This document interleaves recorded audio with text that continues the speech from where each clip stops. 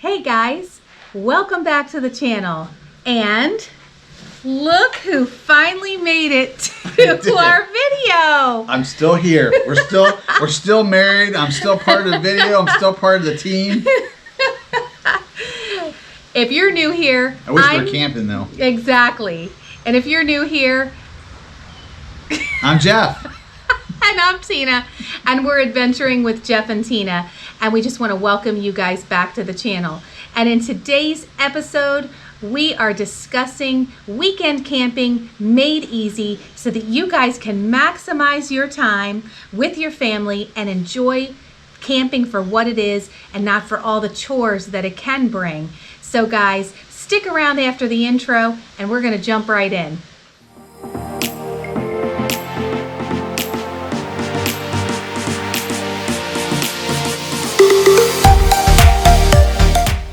So babe, what are some of the things that help you to get ready for weekend camping to kind of make it simpler? Well, I'm really simple, right? Because I'm a simple-minded man here. So I have my weekend wear where I have it like a couple pairs of shirts, and I'm good to go. So it doesn't take me long to get ready for a weekend to go camping. Right. Tina, she takes a little longer because she wants to pack everything. Pack the whole house? The whole thing in the camper and truck. That's and it takes forever. But whatever you pack it, whatever you're packing in, you got to pack it out. So you can't pack the whole house. Right. But if you're going to do camping on a weekend, we kind of try to get together for meals and prep and what we're going to do and what we're going to need to take. We use that handy dandy checklist of mine. Right. And to do it beforehand. Because I don't care, even though we have all of our stuff together and we go camping, as much as we prep and have the list and do it, somehow or another we end up still having to go to Walmart or a store because we always forget something. Right, which is why we developed the new checklist, which kind of puts everything on one sheet, which we're going to share with you later in the video. But babe, there's one thing that you always do before we go camping that kind of saves a lot of time. Because we have a 40-foot rig, we don't want to be stopping at the gas station. So tell everyone what you do. Basically, you already said it. I'm going to make sure I'm gassed up before I go. The night before, I'm going to have everything gassed up, everything pretty much in the garage, ready to put in the truck in the morning and ready to go out the door. Right. And not to rush. Exactly. Not rush it, not to do all this stuff quick, because then you mess something up, you break something, or you forget something. Right. So checklists are very, very helpful. And once you do enough, once you do it enough, you don't really need the checklist. Right. But for a while, you need it. Yeah, the checklist is good for a singular purpose. Just to have everything in one place. For me, Jeff does different camping prep than I do.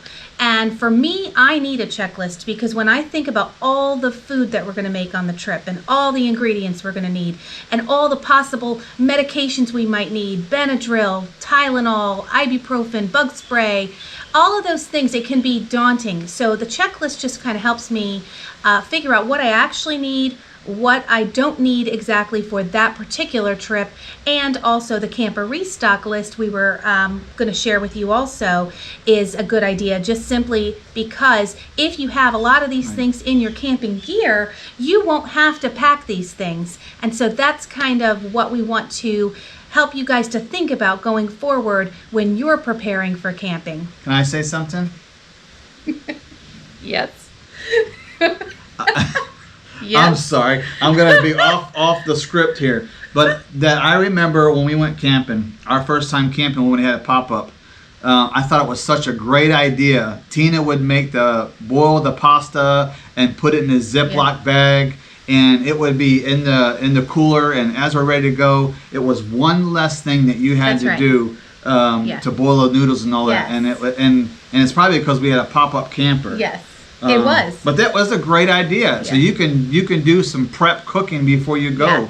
Would be a good idea also. We would always serve that over campfire chili. Yeah. So I would make a quick, 15-minute pot chili and then serve it over the macaroni. And that was always our dinner when we arrived at the campground because it took 15 minutes It was not a big deal, and it was easy cleanup. So that was I forgot about that for a second. Good for something.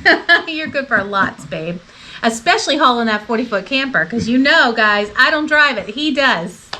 Yes, I do. Okay, so we're going to get onto those tips right now. Tip number 1, book your reservation. Although this is obvious, booking reservations for RVers or anyone who likes to camp right now is kind of a little feat in itself. The campgrounds seem to be very full, so you're going to need to book ahead, and we'll share some of the sites that Jeff and I typically use. But if you're group camping, you're really going to need to plan ahead on this one. Sometimes it's hard to find group sites or sites that can accommodate, if you need several sites at any one campground. So we're going to share what we do in order to secure our reservations. So there is obviously Reserve America, and if you've been on Reserve America, then you know that that's typically for the state parks, and those sites are always full. You have to really stay on top of watching for cancellations in order to really be successful with the state parks or the off season. And in Florida, really there isn't that much of an off season for camping. Another site that Jeff and I really love is Hip Camp. And these are sites that are owned by private people. They may own, a horse pasture, they may own a winery, they may have a piece of property near a lake. A lot of them will rent them out on Hip Camp, and you can get sites that way. There are some that are boondocking sites, but there's also some that have full hookup or partial hookup, which is electric and water. So check out those sites. And of course, if you're looking to do some group camping, the larger RV resorts tend to have more availability. Those parks are usually larger, but of course they are also more expensive. So think ahead and book ahead if you can. Tip number 2, consider using a checklist. Jeff and I got so frustrated with having to make unplanned trips every time we went weekend camping that I just developed a checklist that I'm going to share in the description box below with you so that you can utilize it also. But I got so frustrated with having to make these extra trips that I just started to create my own checklist. And the checklist is super important. It helps me to get my mind thinking about what campground I'm going to. What kind of activities do they have there? What things do I need to be thinking about bringing based on the activities that they offer? Is it around water, like a lake? Am I going to need bug spray? Those kinds of things. Am I going to want to be bringing kayaks or electric bikes? Is there a need for me to bring both of those items? So this checklist that I've created, and I will put a link, like I said, in the description box below, you can download it to your computer and you can edit it if you have Adobe, or you can handwrite, what you'd like to put on this list. But what I do is I just save these over and over again. Tip number 3, and this will help you whether you're a tent camper or whether you camp in an RV. You want to consider having a camper stock list. If I have it at home, I try to have it in my camper. So I'm thinking things like garbage bags, plastic forks, paper plates. I keep in my camper, toilet paper, things that we know we're going to use and need. When you start running low on those things, however, and you don't replenish them regularly, you're going to be running out to the store just as soon as you figure out you don't have them. So keeping a camper restock list is super helpful. And then this way, if you do a quick inventory when you're packing up of the commonly used items, you can just, write those down and restock them when your camper is in storage. If you're a tent camper, you can do this same idea, but in plastic containers or however you store your camping goods. Just keep a little bit of a list of what you use most and what you need to replenish. Tip number 4, easy meals and minimal ingredients. So there's already a lot to remember when you are camping, especially weekend camping. So what I like to do is I like to do easy meals. This used to trip me up for years. I would make special meals and have to bring all these ingredients, and I want just to walk you through that for a minute. So let's consider that I was going to make tacos one night. Tacos are great, but I don't like making them for camping because once I figure out all the ingredients I'm going to need for tacos, then I have to shop all those items. I have to I have to bring them home now and pack them in my fridge. Now I'm getting ready to go camping, so I'm taking all of those items and now I'm putting them in the cooler. And then I've got to unpack them from the cooler when I get to the campground and put them in the refrigerator. And then of course, when I'm making the meal, I have to then take out all those toppings and ingredients for the meal. And then of course, cleanup is not going to be too great after all of that. So my point is easy meals and minimal ingredients. It's going to maximize your time so you're not spending all of your time packing, unpacking, and cooking. So I hope that tip helps you guys because it has greatly helped me. Tip number 5, outdoor cooking equals easy cleanup. And you guys, this one's my favorite. So Jeff and I have 4 children and 3 grandchildren. So when we weekend camp with our family, it's a big group. And that means a lot of cooking and a lot of cleanup. But Jeff and I wanted to maximize our time so that we could enjoy the weekend because it started to feel like all we were doing was setting up, breaking down, cooking, and cleaning. And we weren't getting to enjoy those quality moments with the kids and just enjoying nature. So we love outdoor cleaning and, well, outdoor cooking and then outdoor cleaning.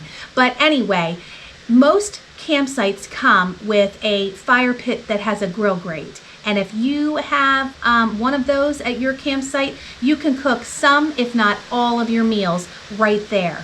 Another popular way to cook, which I'm sure you already know about, is tinfoil packets. We love tinfoil packets. Just a couple of ingredients, a little bit of butter and some spices, and it's going to be a healthy meal, and the cleanup's even going to be easier. We love cooking on our Blackstone, and if you have a Blackstone, you know why. That is super easy cleanup. And the other way we tend to cook is on our Green Mountain Davy Crockett grill. It's a pellet grill, and you might be able to see it sitting there in the corner, but we absolutely love cooking on the pellet grill as well. So you guys, I hope these tips helped you. The whole goal here is to enjoy the experience of weekend camping, but not get bogged down in so much work that it makes it not fun. So guys, we hope that you liked this video. If you did, please give us a like. And what else should they do, Jeff? Subscribe. Subscribe, because it helps our channel. It always helps. Yes, and we're going to be bringing you lots more content. We have lots of trips and some surprise information that we're going to be sharing with you coming up. But if you guys have any tips that you'd like to pass along that you do that makes your camping time maximized and simplifies your weekend camping, please put it in the comments below. We love seeing and reading your comments. Thank you, guys. Bye. We'll see you down the road.